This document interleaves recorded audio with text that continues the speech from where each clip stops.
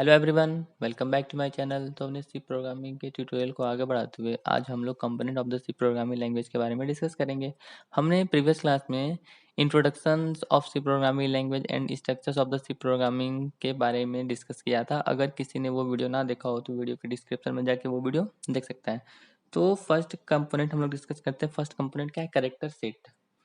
अब any alphabet, digit या special symbols इन सभी को हम लोग क्या बोलते हैं? Character set. जैसे letter, digit, special symbol, white spaces, इन सबको हम लोग बोलते हैं कैरेक्टर सेट जो यूज किए जाते हैं। मतलब हम लोग इन सभी को मिला के ही कुछ इंफॉर्मेशन को रिप्रेजेंट करते हैं। तो यही काम है कैरेक्टर सेट का। Any alphabet, digit, special symbols को ही हम लोग क्या बोलते हैं? जो किसी भी इंफॉर्मेशन को रिप्रेजेंट करने के लिए यूज किए जाते हैं, उन्हीं को हम लोग बोलते हैं character set. Clear? And after that we are going to discuss about the data types. Data types क्या है? सिंपल सा जो हम जान लेते हैं कि सी प्रोग्रामिंग लैंग्वेज में कुछ प्राइमरी डेटा टाइप्स होती हैं। जैसे यहाँ पे आपको दिख रहा होगा character, integer, float, double and wide. अब बात आगे की अभी क्या हो, अब हम लोग डेटा टाइप क्या आए, क्यों आया? सिंपल सी सीधी सी बात है, क्यों, क्या जरूरत पड़ी हमें डेटा टाइप्स की?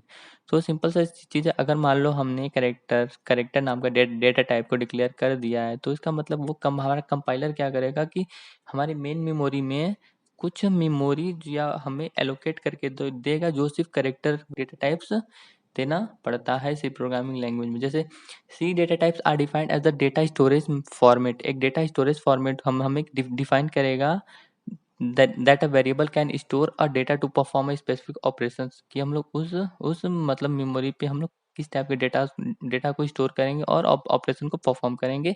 ये सब सारी चीज़ें हमें डेटा टाइप्स डिफाइन करता है। अब data types are use to define a variable before to use in the program. Simple सी बात है, प्रोग्राम में यूज करने से पहले हमें उसे डिफाइन करना पड़ेगा कि ये हमारा जो डेटा टाइप वो किस टाइप का है, इंटीजर है, फ्लोट है, कैरेक्टर है एंड ऑल दैट। अब फर्स्ट हमने प्राइमरी डेटा टाइप के बारे में तो पढ़ लिया। अब कुछ सेकेंडरी डेटा टाइप्स भी होती हैं इसी प्रोग्रामिंग लैंग्वेज में। कौन कौन सी?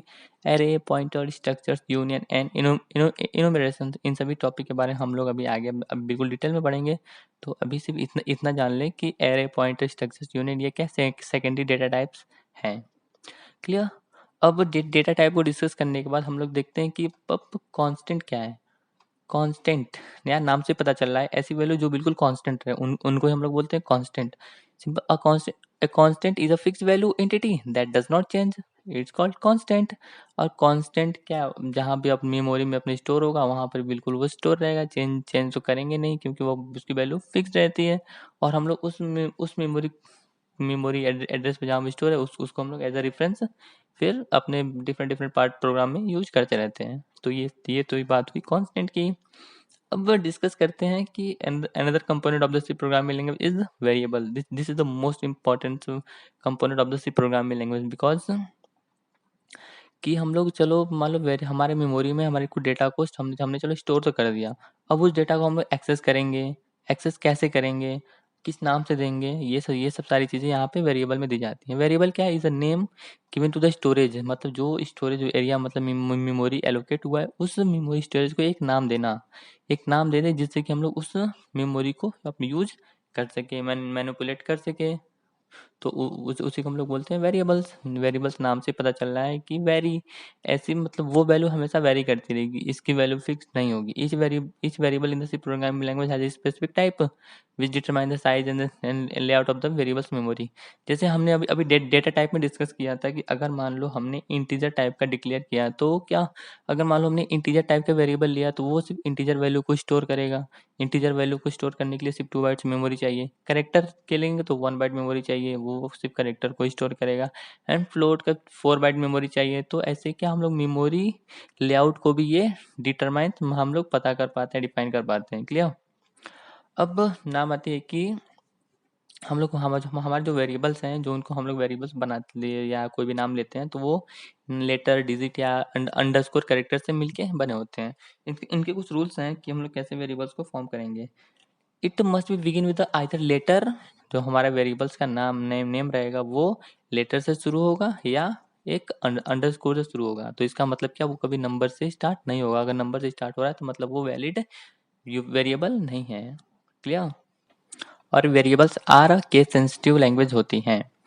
और केस सेंसिटिव क्यों, तो ये तो पता होगा कि आपको, हम लोग अगर स्मॉल लेटर यूज करेंगे और कैपिटल लेटर यूज करेंगे तो दोनों डिफरेंट डिफरेंट चीजें हो जाएंगी।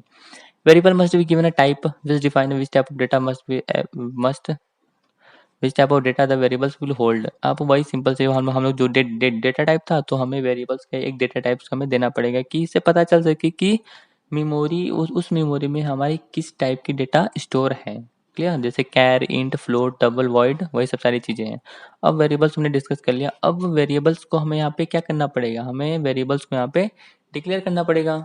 डिक्लेयर करेंगे तभी तो हम अपने प्रोग्राम में यूज कर पाएंगे, नहीं तो कैसे यूज कर पाएंगे, सीधी सीधी सी बात है। तो चलिए देखते हैं हम लोग डिक्लेयर कैसे करेंगे, क्यों कर। देखो, अब प्रोग्राम हम लोग यूज करने वाले हैं अपने वेरिएबल्स को, तो हमें सिंपल उसे डिक्लेयर करना पड़ेगा। तो ये वही बात है, हम हमें अपने प्रोग्राम में यूज करने से पहले उस वेरिएबल को डिक्लेयर करना पड़ता है। वेरिएबल डिक्लेयर क्यों कर सकते हैं, एक्स्ट्रा कीवर्ड्स के थ्रू हम लोग उसे, या मेन फंक्शन में उसे डिक्लेयर कर सकते हैं। ये आपके ऊपर डिपेंड करता है। अब बात करते हैं डिफाइन, हम लोग वेरिएबल को डिफाइन कैसे करेंगे। क्लियर, डिफाइनिंग अ वेरिएबल,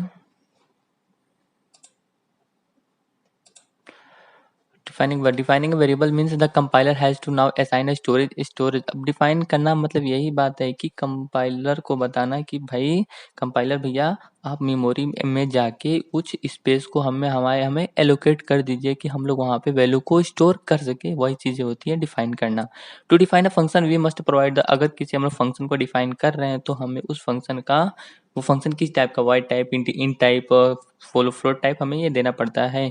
क्यों, क्योंकि वो फंक्शन किस टाइप की वैल्यू को क्या करेगा, रिटर्न करेगा, ये हमें पता चल सके। और फंक्शन में हमें किस टाइप की वैल्यू को एज अ पैरामीटर पास करना पड़ेगा, वो सभी चीजें हमें यूज करने से पहले डिफाइन करना पड़ता है। क्लियर।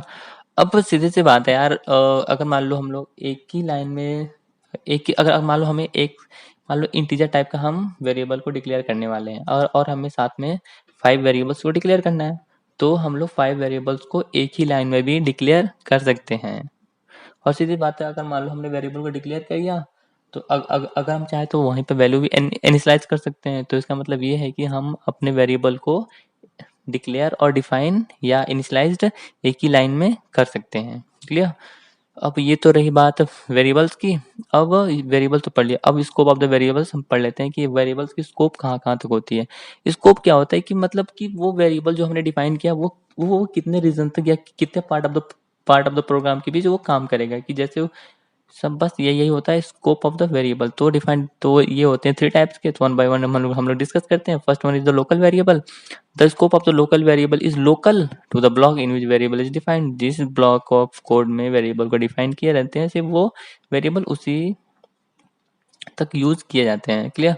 और the life of the local variables कब तक रहेगा, जब तक वो ब्लॉक ऑफ स्टेटमेंट जब तक कंप्लीट नहीं होगा, तब तक वो हम लोग अपने वेरिएबल को यूज कर पाएंगे। जैसे ही उसके आउट बाहर जाएंगे तो वो हम लोग अपने लोकल वेरिएबल को यूज नहीं कर पाएंगे। जैसे यहाँ पर देखिए, मैंने मेन फंक्शन के अंदर एक इंट ए नाम का एक लोकल वेरिएबल डिफाइन कर दिया है, तो इसका मतलब डिक्लेयर कर दिया है। तो यहाँ पे क्या कर सकते हैं, जैसे ये मेन फंक्शन के बाहर जाएगा, ये इंट ए हम लोग फिर से यूज नहीं कर पाएंगे। तो ये क्या है, ये लोकल वेरिएबल है। ग्लोबल वेरिएबल नाम से पता चला है कि ये ग्लोबली वर्क होगा। तो scope of the global variable is global if a variable is declared outside it is available to all the function and that wants to be use it. हम लोग अपने प्रोग्राम में कहीं भी इस वेरिएबल को यूज कर सकते हैं। तो इसीलिए हम इसे क्या, मेन फंक्शन के बाहर मैंने यहाँ पे डिक्लेयर किया, तो हम लोग अपने इंट ए, अब इस वेरिएबल को अपने प्रोग्राम में किसी भी फंक्शन में कहीं भी यूज कर सकते हैं, no doubt. Clear, right. And third one is the static variables. Static variables वही सेम होता है लोकल वेरिएबल्स की तरह, बस यहाँ पे हम लोग स्टैटिक कीवर्ड का यूज करके उस वेरिएबल को डिफाइन करते हैं। सेम वही है कि जब तक वो ब्लॉक ऑफ स्टेटमेंट तक मतलब रहेगा, तभी तक वो हम लोग मतलब यूज कर सकते हैं। जैसे ही वो अपने स्कोप के बाहर होगा, तो हम लोग इस वेरिएबल को यूज नहीं कर पाएंगे। ये तो रही बात की स्कोप ऑफ द वेरिएबल्स के बारे में। अब सिंपल डिस्कस कर लेते हैं what are the keywords.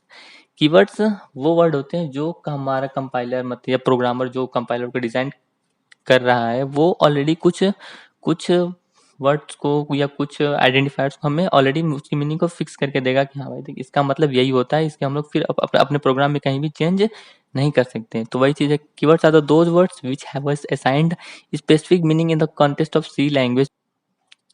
Keywords should not be used as a variable's name to avoid problems or compile time error। क्यों?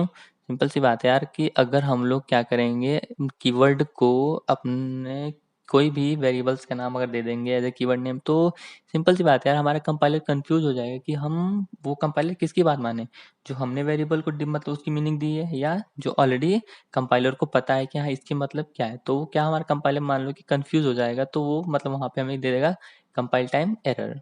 क्लियर? जैसे true, false, break, continue, void, char, int, ये इन सब की मीनिंग कंपाइलर को ऑलरेडी पता है। अगर हम इन सभी नाम से वेरिएबल को यूज करेंगे तो हमारा कंपाइलर कंफ्यूज हो जाएगा। Clear? There are total 32 keywords in the C programming language. बस यही सब सारी चीज़ें आप लोग अगर चाहें तो नेट पे सर्च कर सकते हैं कि 32 कीवर्ड्स वो कौन कौन से हैं। तो सिंपल ये आपके ऊपर डिपेंड करता है कि आप लोग कितना पढ़ते हैं। तो गाइज अगर आप बस आज के लिए इतना ही। अगर आपको वीडियो पसंद आया तो वीडियो को लाइक करना, शेयर करना और चैनल को सब्सक्राइब करना। तो गाइज मिलते हैं अपने नए वीडियो में। तब तक के लिए thank you, tata and bye bye.